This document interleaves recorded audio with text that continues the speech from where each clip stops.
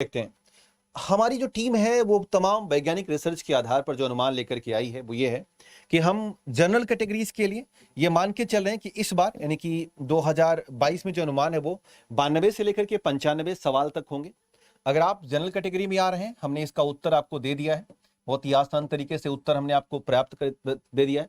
आप आराम से बैठ जाइए संतुलित भाषा में और अपने उत्तर मिलान कर लीजिएगा। दो चार के इर्द गिर्द सवाल इधर उधर हो सकते हैं आयोग के उत्तर से, बाकी बहुत बड़ा अंतर नहीं होता, ये आईएएस का सवाल तो है नहीं।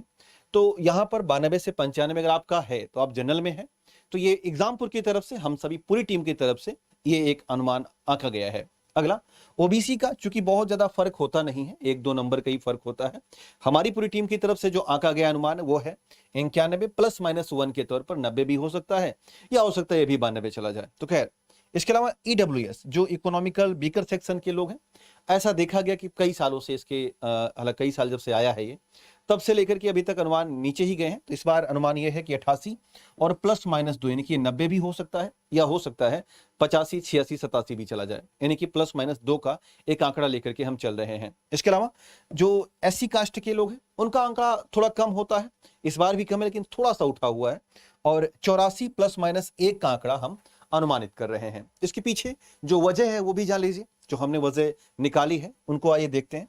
इसके पीछे जो सबसे बड़ी वजह है आसान प्रश्न आने। इस बार पिछले वर्ष की तुलना में 2021 की तुलना में कम से कम 40% सवाल आसान आए हैं, यानी इतने आसान है कि आप उसे एक नॉर्मल किताब पढ़कर भी सही तरीके से लगा सकते थे। तो ये पहला रीजन रहा। दूसरा, प्रश्नों की पुनरावृत्ति हुई है।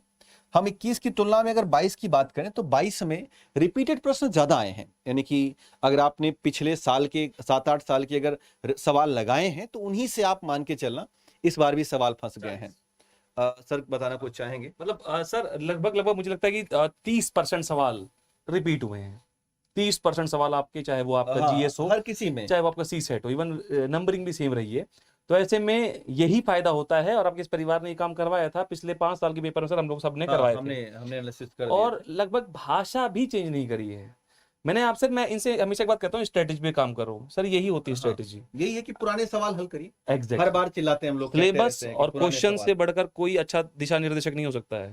ठीक है, बिल्कुल। और दूसरी जो बड़ी वजह है वो है पद संख्या। इस बार जो एक फ्रेश पद होते हैं ना, एक होता है स्पेशल पद और होता है एक एग्जीक्यूटिव टाइप के पद होते हैं, और एक होता है कि स्पेशल आपको या तो एलएलबी किए हो या आप कॉमर्स के क्षेत्र में हो या स्पेशल और कोई आपके पास डिग्री हो, बीएड करके आए हो, तो ऐसे पद ज्यादा नहीं है। ज्यादातर पद जो है फ्रेश है, यानी कि सामान्य बीए या बीकॉम या बीएससी करके